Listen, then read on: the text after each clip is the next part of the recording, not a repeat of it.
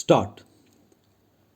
My dear sir, I hope you will think it worthwhile to consider as far as possible the alteration of the date of the laying of the foundation stone, and I am sure a little consideration will lead you to a decision that will materially enhance the chances of a successful gathering.